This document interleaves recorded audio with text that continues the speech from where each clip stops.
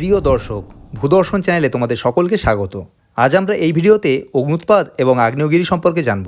তাহলে চলো শুরু করা যাক। অগ্ন্যুৎপাত হলো একটি প্রাকৃতিক প্রক্রিয়া, যার মাধ্যমে পৃথিবীর অভ্যন্তরের ম্যাগমা, উত্তপ্ত ছাই এবং বাষ্প ভূত্বকের কোনো ফাটল বা জ্বালামুখ দিয়ে প্রবল বেগে ভূপৃষ্ঠে বেরিয়ে আসে। ভূ অভ্যন্তরের প্রবল তাপ এবং চাপের কারণে ভূগর্ভস্থ শিলা গলিত এবং অর্ধগলিত অবস্থায় থাকে, যার সাথে বিভিন্ন গ্যাস এবং জলীয় বাষ্প মিশে থাকে। একে ম্যাগমা বলে। এই ম্যাগমা যখন ভূত্বকের কোনো ফাটল দিয়ে ভূপৃষ্ঠের বাইরে বেরিয়ে আসে, তখন তাকে লাভা বলে। লাভার মধ্যে গ্যাস এবং জলীয় বাষ্প মিশে থাকে না। ভূ অভ্যন্তরের গলিত ম্যাগমা ভূপৃষ্ঠের বাইরে বেরিয়ে আসার ধরন অনুযায়ী অগ্ন্যুৎপাতকে দুই ভাগে ভাগ করা যায়। একটি কেন্দ্রীয় অগ্ন্যুৎপাত এবং অপরটি বিদার অগ্ন্যুৎপাত।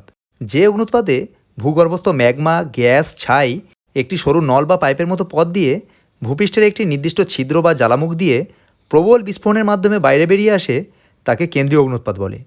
এক্ষেত্রে শঙ্কু আকৃতির আগ্নেয়গিরি তৈরি হয়, যেমন ইতালির ভিসুভিয়াস। যে অগ্ন্যুৎপাতে কোনো রকম বিস্ফোরণ হয় না, বরং ভূত্বকের কোনো দীর্ঘ বা স্বাভাবিক ফাটল দিয়ে ভূগর্ভের ম্যাগমা শান্তভাবে লাভারূপে বাইরে বেরিয়ে আসে, তাকে বিদার অগ্ন্যুৎপাত বলে। এক্ষেত্রে লাভা খুব পাতলা বা তরল হয়, তাই এক্ষেত্রে শঙ্কু আকৃতির আগ্নেয়গিরির সৃষ্টি হয় না, বরং এক্ষেত্রে লাভা জমে বিশাল মালভূমি গঠন করে, যেমন দাক্ষিণাত্য মালভূমি। সাধারণত পাতের চলনের ফলে পাত সীমানায় এবং বিশেষ কিছু হটস্পটে অগ্ন্যুৎপাত হয়ে থাকে। দুটি পাত যখন একে অপরের দিকে এগিয়ে আসে এবং ভারী পাতটি তুলনামূলক হালকা পাতের নিচে ঢুকে যায়, তখন তাকে অভিসারী পাত সীমানা বলে। এই অভিসারী পাত সীমানায় ভারী পাতটি ভূ অভ্যন্তরে প্রবেশ করে, ফলে ভূ অভ্যন্তরের তাপে পাতের কিছু অংশ গলে যায়। তাছাড়া দুই পাতের সংঘর্ষের ফলে উৎপন্ন হওয়া তাপও পাতকে গলতে সাহায্য করে, ফলে সৃষ্টি হয় ম্যাগমা। যেহেতু ম্যাগমা আশেপাশের কঠিন শিলার তুলনায় হালকা হয়, তাই ম্যাগমা উপরের দিকে উঠে আসে এবং ভূত্বকের ফাটল দিয়ে ভূপৃষ্ঠের বাইরে বেরিয়ে আসে।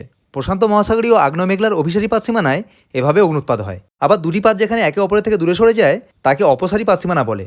এই অপসারী পাত সীমানায় দুটি পাত একে অপরের থেকে দূরে সরে যাওয়ার ফলে দুটি পাতের মাঝে একটি গ্যাপ বা শূন্যস্থান সৃষ্টি হয়। এই গ্যাপ বা শূন্যস্থান দিয়ে ভূ অভ্যন্তরে ম্যাগমা ভূপৃষ্ঠের বাইরে বেরিয়ে আসে এবং অগ্ন্যুৎপাত ঘটায়, যেমন মধ্য আটলান্টিক শৈলশিরা অঞ্চল।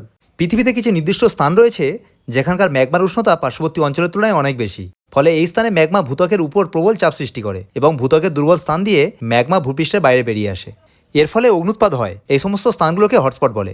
অগ্ন্যুৎপাতের ফলে লাভা জমা হয়ে যে শঙ্কু আকৃতির পাহাড় বা উচ্চভূমি সৃষ্টি করে, তাকে আগ্নেয়গিরি বলা হয়। সক্রিয়তার ভিত্তিতে আগ্নেয়গিরিগুলোকে তিনটি ভাগে ভাগ করা যায়: জীবন্ত আগ্নেয়গিরি, সুপ্ত আগ্নেয়গিরি এবং মৃত আগ্নেয়গিরি।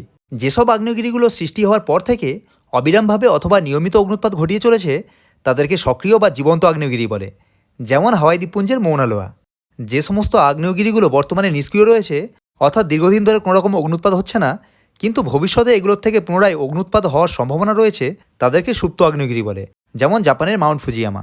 যেসব আগ্নেয়গিরিগুলো থেকে কয়েক হাজার বছর ধরে কোনো রকম অগ্ন্যুৎপাত হয়নি এবং ভবিষ্যতেও আর কখনো অগ্ন্যুৎপাত হওয়ার সম্ভাবনা নেই, সেই সব আগ্নেয়গিরিগুলোকে মৃত আগ্নেয়গিরি বলে, যেমন আফ্রিকার মাউন্ট কিলিমাঞ্জারো। অগ্ন্যুৎপাতের যেমন কিছু ধ্বংসাত্মক প্রভাব রয়েছে, তেমন কিছু গঠনমূলক প্রভাবও রয়েছে।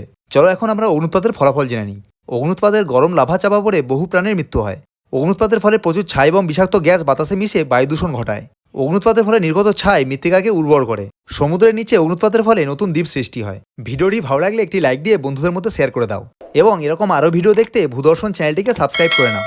ভিডিওটি সম্পূর্ণ দেখার জন্য অসংখ্য ধন্যবাদ।